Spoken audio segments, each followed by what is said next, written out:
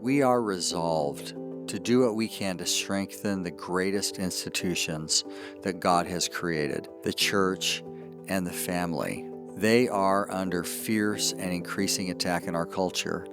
And over the next 20 years, we believe that it is vital to equip young families and adult singles by proclaiming the sufficiency of Scripture for their church and their family lives.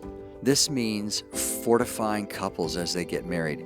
It means fortifying them as they raise their children. It means fortifying them as they establish biblical family life. And it means encouraging young and old singles to persevere with hope in their service to Jesus Christ.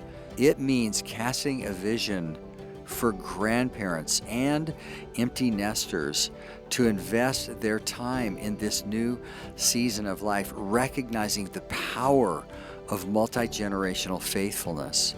We are devoting ourselves to urging believers to bring their whole lives into biblical order. That means to embrace the centrality of Jesus Christ in everything and the centrality of the local church, because the church needs the family and the family needs the church. We are devoting ourselves to helping these two essential disciple-making institutions thrive by following God's ways.